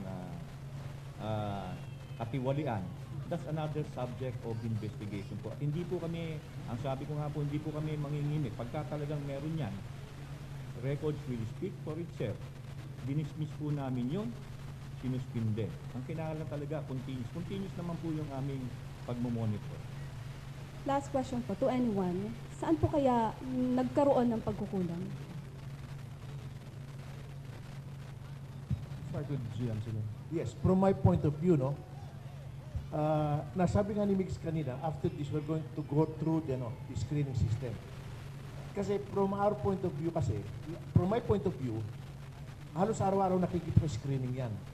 So, posible na because araw-araw nakikita ko regularity na. Wala, parang complacent na ako kasi araw-araw ko yan. We might need the second eye or the third eye to tell us the possibility na magkatanim-bala. Yun ang sagot ko sa tanong mo, no? Kaya mamaya, pag nakita niyo yung procedure, we welcome suggestions or even recommendation. At what point na pwede mo lagyan ng bala yan? Kaya lang, although nagpapatawa ko rito, no, Huwag natin mag-deal dun sa hypothesis na may tao dun sa loob ng x-ray at siya naglalagay ng bala o siya nagtatahi ng baga. Huwag natin pag-usapan yun. Kasi yung nahuling nakatahi yung bag, dininay pa rin niya. Pero inamin niya siya nagtahi ng bag niya. Doon nakita sa loob ng tinahi yung set packet yung bala. Pero of course, sabi nga, magdi-deny ka because whatever you say can be used against you. At denial or even admission will not spare you from from prosecution. Okay? So, nakita natin. At what point, yung tanong mo, at what point na posibleng mangyari yun? Please tell us mamaya. We need your cooperation. We want you as a second eye or the third eye. That's from my point of view. Kasi ako, nakita ko napakahirap ata nito Bag wala sa ilagay mo yung bag mo sa conveyor, pasero yung humawak. Up to the point na sa dulo ng conveyor, pasero nga hawak. Pag inspection niyan, pinapakita sa yung image. Kung inspection niyan, padadala yung bag dun sa inspection table, ikaw nagbubukas, ikaw naglalabas ng gamit. At what point? So sabi nga, posible. I-admit ko yan. Baka ako'y nabubulagan na kasi araw-araw nakikita ko yan. So maybe you can shed some light also to answer that question of yours. At what point nangyayari yan? Sir, magandang tanghali po. June Veneracion ng GMA 7. Sir, dito sa mga figure, 2012, 2013, 2014, 2015, let's say 2012, dyan po ba, wala po bang nag-contest? Ni isa? Wala po bang nagreklamo na, abay, biktima yata ako ng Laglag-Bala? Ganon din po sa mga succeeding years. Well, kasi po tinitingnan ninyo yung record namin, as sinabi nga ni Sec Abaya kanina, kami ang nagbigay ng record na to. Ito po yung summary ng mga interception incident. Pag sinabi natin pong interception incident, ito po yung mga na-detect. So ito po yung detect. Ito yung number of na detection incident. Okay. Since dito po, per record din namin, wala pong nag-complain o nagsabing itinamnan ako ng bala o inextortan ako ng bala. Kasi ito po yung record na yon. The same goes with up to 2015. Ang difference lang po itong dumating itong September 25. Yung kanina tinatanong, ngayon ba narinig yung tanim na bala? To be honest about it, dumating ako ng 2012. Wala talaga akong narinig na about this tanim-bala. Kasi nga yung record Sinabi ko kasi doon, after ng end of tour of duty, lahat ng team na nag-i-screen, they should be able to provide this particular report. Kasi nga, tinitingnan namin po yun. Ang clarify ko lang, sir, nagkaroon lang ng complaint about Laglag-Bala September this year. Ito po nga yun, sinasabi ko nga po, September of this year. In the previous po, wala po kaming nakitang may nagsabing tinamnan mo ako ng bala. Ngayon ko lang po talaga narinig yan. At ilan po yun mula September hanggang today? Nag-start po yata yung kay Mr. White. Hindi ko na, I think,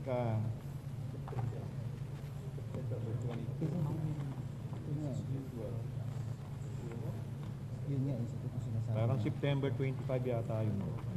Hindi, may sinasabi siya.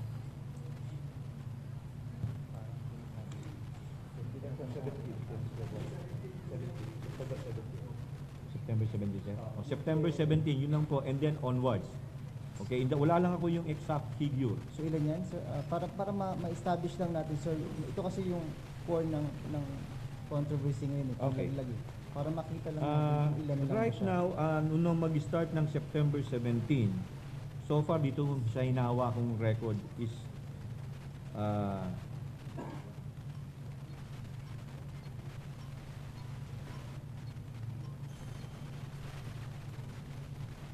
Kay wife.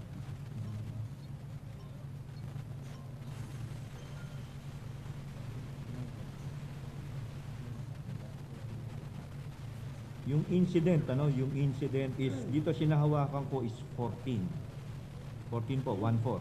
1-4, sir. Oh, 1-4 yung alleged na sinasabing tinamnan ng bala. Tanim-Bala. 14 individuals ang nagrereklamo since Opo. September na tinamnan sila ng bala. Oh, ito po yung lumalabas sa no. Ngayon, as far as yung kung inamin ba nila o hindi. Titingnan ko po yung record. So far kasi, yung sinabi ko nga kanina, nag-start yung kay Mr. White. Yun yung nagsasabi na hindi akin yan. Although, nung actual incident na nangyari, hindi po, as far as the report at saka nung sa CCTV rin, hindi po niya sinasabing hindi akin yan. Siguro dahil hindi niya intindihan, dahil Amerikano siya, no? But the one that is alleging na hindi sa kanila yon is yung kanyang stepmom. Stepmom. It just so happened na nung tinurn over na siya because the stepmom was already creating commotion doon sa checkpoint to the point na nagkakaroon na ng disruption ng screening operations. That's why yung police na ang nag-pacify, meaning to say kinuha na lang for purposes of investigation. Doon po yun. At nagsabi na siyang hindi daw sa kanya yon. But as far as the record is concerned, doon po pinirmahan niyang sa kanya yon. And you're very certain, sir, na wala 2012 hanggang Well, as far as our early record, 2015. yes, as far as our record is concerned, kasi nga, nire-report hindi naman nila yun eh. Kung merong, kung kunyari yung incident, sasabihin din naman ng police, ito, nagre-reklamo. Parang gano'n. Hindi niya ina-admit. So far dun sa record po namin, wala. Secretary Abaya, don't... 14 are alleging tayo. Ito yun, okay, ito ba alleged? Hindi naman. Yeah, just to correct yung 14, not all 14 are alleging na tinamnan sila. Ay, ano po yung 14? These are the recorded incidents. After yung ano po, nung sinabi na may tanim na bala. Ito po yun, starting po nung kay Mr. White. Ang gusto ko sana na malaman, okay. sir, is ilan po yung hindi nagreklamo na sinasabi nilang Tanim-Bala sila? Tanim-Bala cases. Oo. How many cases do you regard as Tanim-Bala cases based on your appreciation of Kasi sir, 2012 wala eh. 2013 sinasabi niyo wala. 14 wala din kamo. 15, early 2015 wala din. Tapos biglang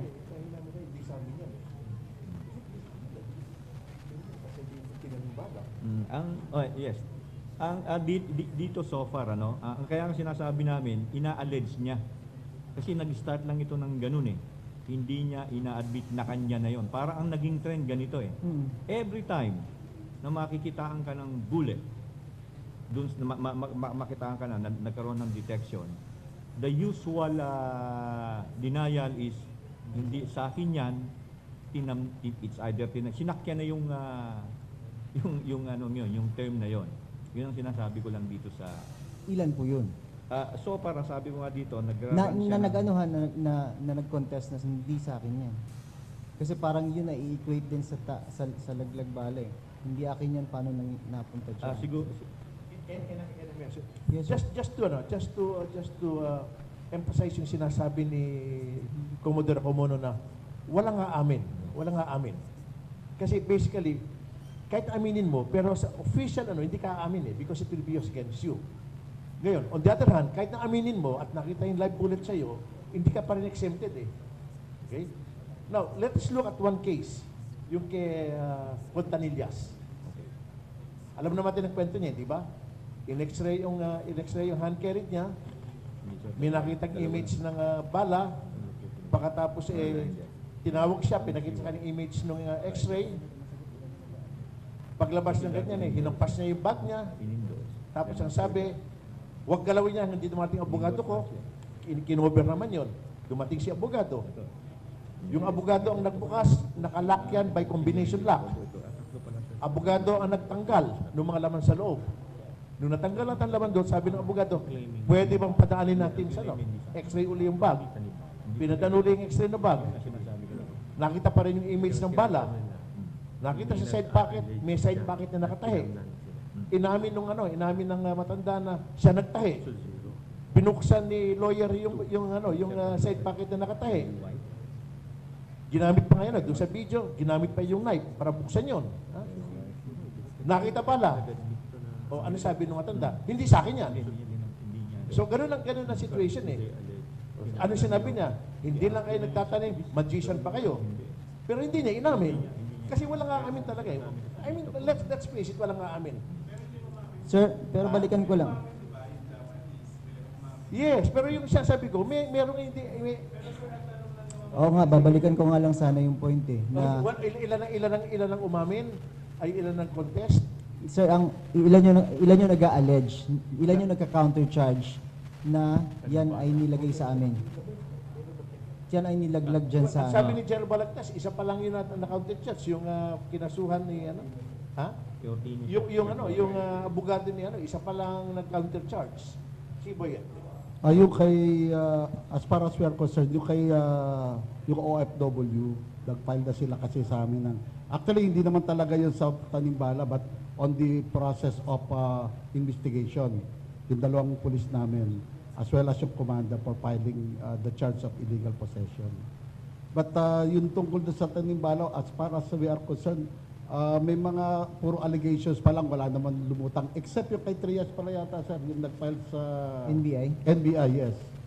So officially, you only have two Yes, na nag-a-allege na nag-a-allege na victim sila? Actually, yung sa amin, yung nag-file, pinail nila sa ombudsman, yung police officer namin involved in the investigation of the case, yun lang.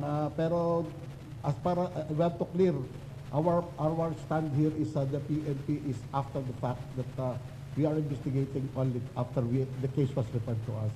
So, as I said, hindi kagad magsasalita rin kagad yun dahil daw minsan na-mention nila, nagdi-deny yung iba naman nagsabi lang talagang hindi nila alam yun. But of course, yung filing is probably after. Kung dalawa lang po officially ang nag-a-allege, bakit ganito po kalaki? Bakit po siya ganito kalaki? Yes, that's our question. On our part is... Kung sa record niyo po ay dalawa lang, bakit po siya ganito kalaking problema na nakikreate niya? Kung officially po na dalawa lang. Kita nyo how difficult it is sagutin yung question, ilan talaga nag-a-allege. Kasi pag seryoso yung allegation, kapag gusto mong i-pursue talaga, kasuhan mo yung tingin mong naniniwala kang tinamnan ka. So far, wala eh. I have to get yung kaso sa NBI. There's a complaint there. It could be extortion, iba pa yung tinamnan siya. But so far, a formal complaint na niniwala tinamnan, parang wala pa eh. Ang dali lang sabihin kapag na-interview ka, syempre, lahat naman tayo pagkasuhan, ang reaction mo is defensive eh. Kahit ka-amin sa isang krimen. Ang daling gamitin, Tanim-Bala kasi yan eh. But as to the seriousness of allegation na diba, dadalhin sa prosecutor, diba, talagang ilalabas niya, parang yun ang hindi namin makuha sa records.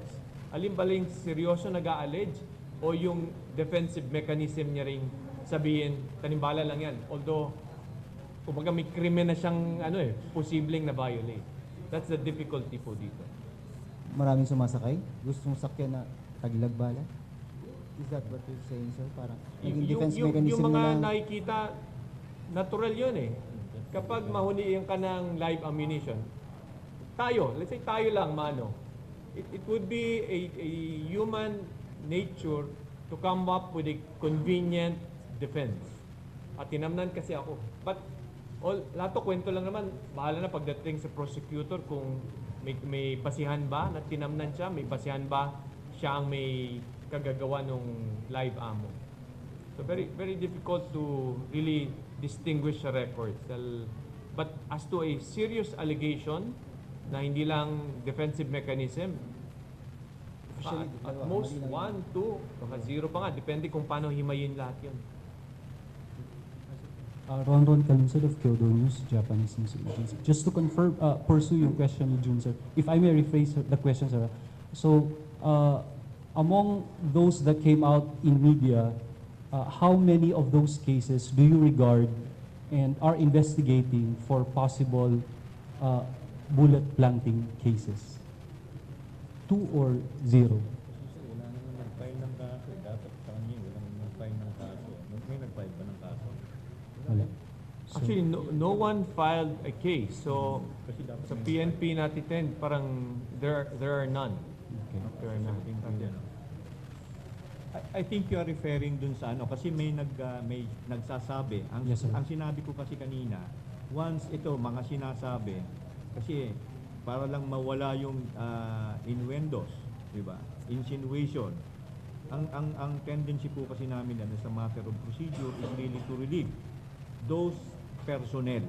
Kaya baka ito yung sinasabi ninyo to investigate, do a fact finding whether itong sinasabi nila na hindi akin yan, tinamnan mo yan. Yun. Kaya po iniimbestigahan namin yon. 2 cases yun, sir. Ano po? So 2 incidents po yun. Hindi, ito yung sinasabi lang kasi pagka ang tanong kasi ilang cases na ba ang may nag-file? Ilang cases na yung iniimbestigahan na merong ang complaint is really nagtanim. Opo. Yun po kasi ang sabi, di ba, yung procedure ibibigay dun sa Philippine National Police, yung Aviation Security Group. Sila po kasi yung mag-i-inquest because that's a violation ng law. Sila po yun.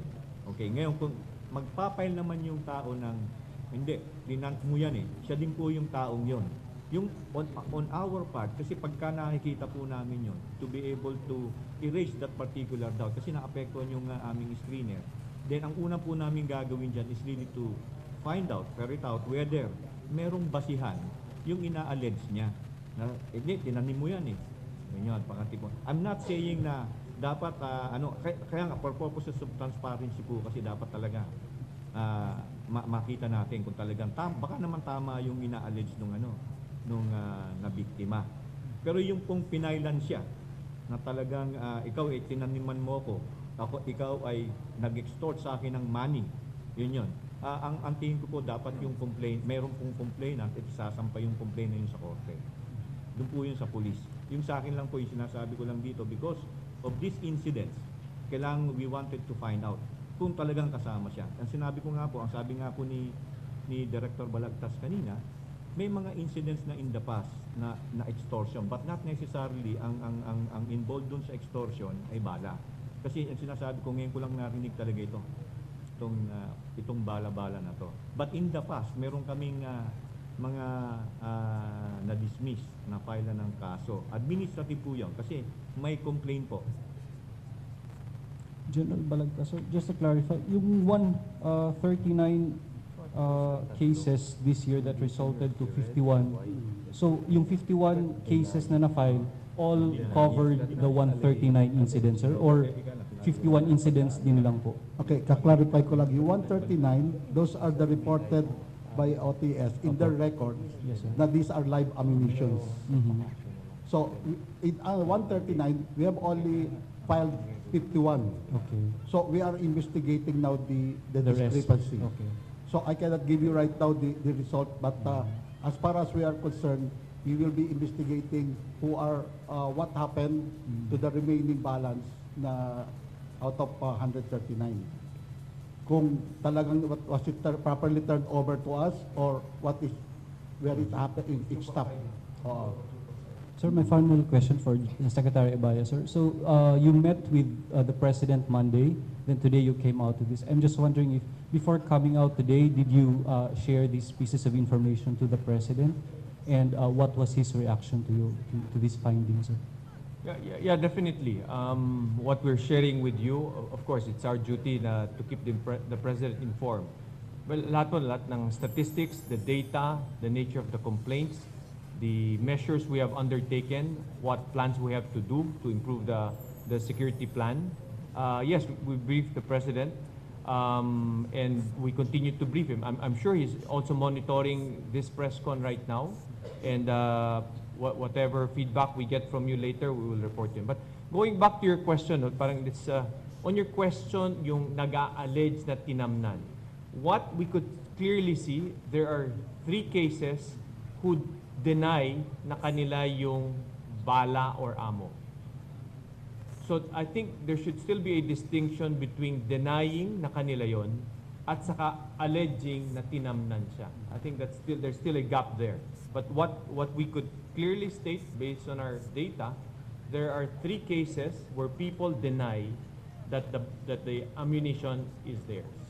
Not necessarily that you could deduce that these are 3 cases of allegations of Tanim-Bala. Sir, how did the President lang take the information you gave him, and did he give additional instructions? Well, he saw it. He saw the trends.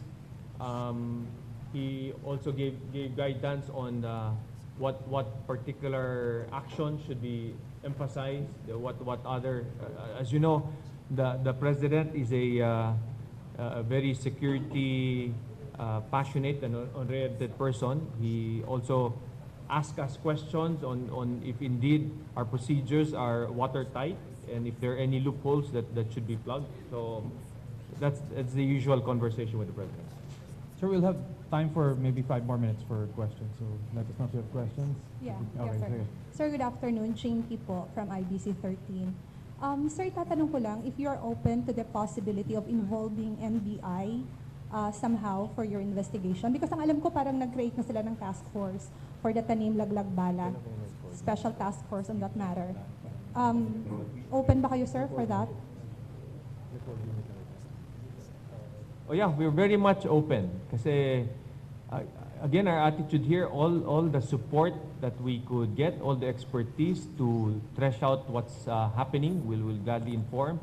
And of course, a third party, impartial, not favoring anybody agency, will gladly welcome. We have no reason to exclude them in this effort. Sir, may ilang mga senador po ang nagpapanukala for a lifestyle check daw, background sa lahat ng mga airport officials. Are you also open? Of course. Why not? Again, that is also in pursuit of the truth. Yeah. Lastly, sir, ang sinasabi, may isang senador na nagsabi na parang hindi daw ba kailangang palitan natin yung mga CCTV natin dahil parang medyo malabo daw. So parang, well, isa daw yon sa mga nakikita nilang problema kapag sinasagawa natin ng investigasyon kasi hindi daw siya clear. I think, well, payagan ko rin si Yusek Recomon dahil silang nagmamando ng mga skin. We've already replaced them. Well, may kita nyo mamaya kung malabo ba o hindi. But dito sa NAIA, bago at malinaw. But tell us later kung malabo, no? Kung yung screen ba, yung salamin ang malabo. But I think we've upgraded. We continue. What we're installing right now is also brand new. So, yun po. Okay. Thank you, sir. Good morning. Kay General Recomono, Sir, I'm Raul Esperas. Just this morning, meron pong isang departing passenger with live ammo and firearm with a loaded ammo was intercepted at the final check.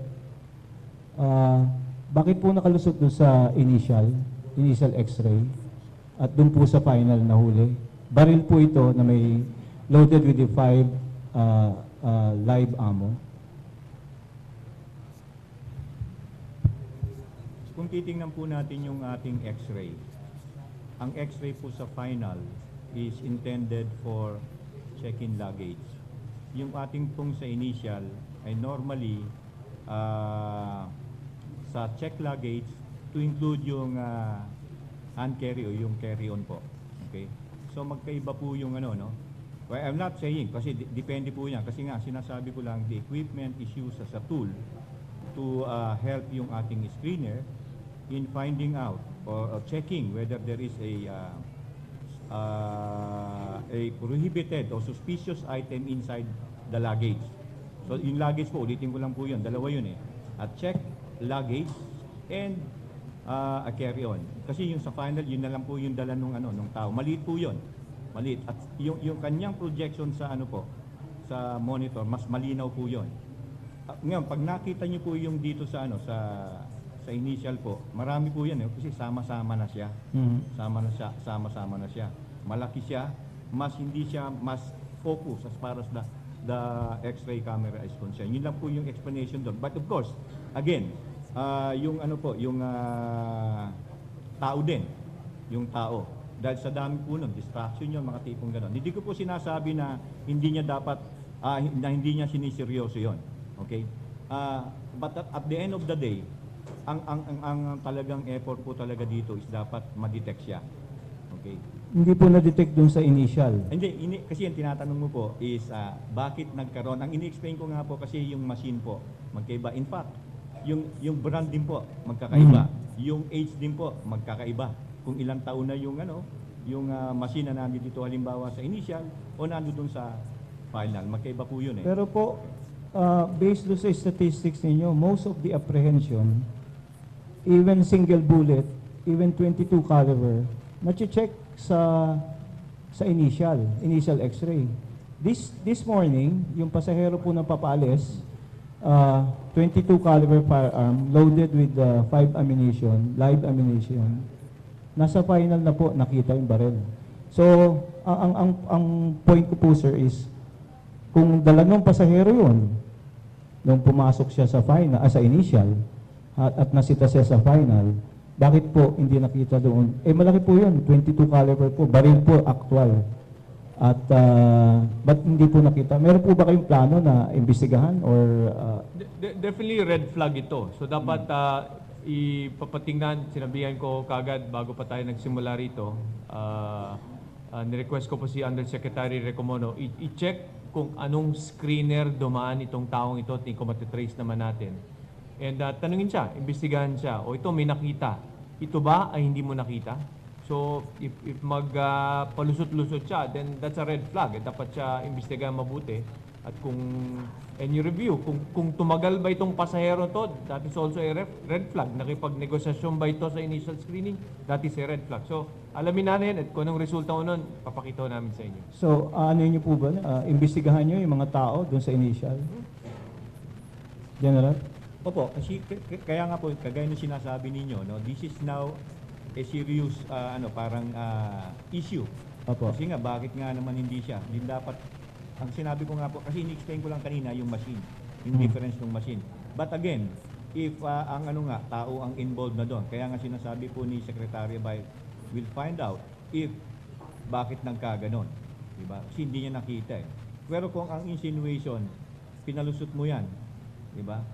Again, the next is talaga dun sa final. Dapat mayroon siyang coordination na dahil may sindikato na ganun, dapat makalusot siya. Kung ganun po ang insinuation. And the other one probably insinuation is maaring wala siya at dito sa loob. Yun po yung titingnan nating lahat. Again, as far as I'm concerned, yun po titingnan po kasi yun po yung directive ni Secretary Abaya kanina pa. Sige, tingnan natin yung tao. Kasi nga kahit hindi naman siya involved, kailangan pa rin tingnan. Kasi baka nga naman. And then we try to ferret out what is really the truth behind that. General, doon po sa kaso naman ng 4 na Pilipina that were arrested in Hong Kong for carrying 2.5 kilos of cocaine. Isa po rin sa Roque Remelin Amistoso with date of birth 12/14/72, departed September 26, 2015 on a 5J Cebu Pacific Flight 142. Ano pong information that you got at dun sa kaso na yun na 4 na Pilipina na naaresto po sa Hong Kong for bringing in cocaine 2.5 kilos? Checkin ko po yun. Wala pa pong nakarating sa akin na mayroong ganung report. Hindi niyo po alam na meron pong naaresto doon sa Hong Kong? Wala pa kasi kung Hong Kong yun, wala pa akong natanggap sa aming opisina na mayroong ganung report. Yung isang pasahero po, yung Roque Remelin Amistoso, departed September 26. So since September 26 up to now, hindi po niyo alam na... wala pa. Ang sinasabi ko po. Pero checkin po namin yun. I welcome that information. We will check. In fact, dun sa counterpart po namin, checkin po namin yun. If there is that particular incident happen. And then, kasi po kung umalis sila, 4 sila na Pilipina, Manila to Hong Kong, and they were arrested in Hong Kong with their hand carry bag containing 2.5. Isa na naman pong question yun. Bakit yung 2.5 kilos na cocaine na ilusot nung apat. Unless there is, I don't know, it's still a puzzle for me kung galing sila Manila, dumating sa Hong Kong, pagdating sa Hong Kong, na-aresto sila. Checkin po natin yon, and we will get into the bottom of this. On whether, kasi ang allegation doon is nakalusot ba doon sa screening or not, then we investigahan po natin yung kukunin lang po namin yung detalye. Para nang sa ganun, mapinpoint natin sino yung mga taong yon, sa final ba yan, o sa initial po yan. So since September 26, General, since September 26 po, nung umalis yung isa sa apat that I got the information from a reliable source, hindi niyo po alam na may ganong informasyon na nahuli doon sa Hong Kong? Ang ulitin ko po, no, wala po kami natanggap pa. But again, because of that information that you have given, Opo. we will coordinate dun sa counterpart po namin sa Hong Kong. Kasi meron naman pong ganong Okay. coordination. Okay. Salamat po, sir. Last few questions. Daphne of Business Bureau. Follow-up lang, sir. Kailan kaya natin ma-expect yung result ng investigation? What's that again? Sorry. Kailan po natin ma-expect yung result ng investigation? Can you specify which particular investigation? Kasi some of these are already in court, so nasa judicial processes na yan. Some are under mga OTS personnel of various complaints. So, yun muna, sir, yung mga nauna niyong binanggit. How long do you expect the process to take? May deadline po ba na sinat si President? That's already in court or sa prosecutor, so we're not in a position to guess how long will they take. But on the second question, roughly it takes OTS around a month to finish an investigation for a complaint against our personnel. Okay, last question. Hey, sir. Being again, sir, from LIVESTREAM. Sir, sinasabi niyo kanina, lot allegation lang, yung Tanim-Bala. So, yung mga sa victim na nagsasabi na biktima sila ng Tanim-Bala, meron po bang effort yung office niyo para hanapin sila at kausapin? Yung sinabi ko kanina, very clear yung kay Ms. Ortines. I think yung OWA or POEA is in a best position to help them. Nag-coordinate na po ako at ganun din ay kukontakin ko si Secretary Linda Baldos. Humihingi lang kami ng tulong na kung makontak ko kami. I think may abogado naman sila. Kontakin kung sino mang may line. Gusto na rin, siguro ang unang hihingi ng DOLE ay malaman kung saan din sila para hindi na maghuhula kung nasaan ba. So we would greatly appreciate any information saan sila. Magko-coordinate po yung POA, POA, kung anong ahensya ang nararapat. Thank you, sir. Thank you. Okay, thank you. Now we can proceed to just the check and lobby area, and we'll show you the process.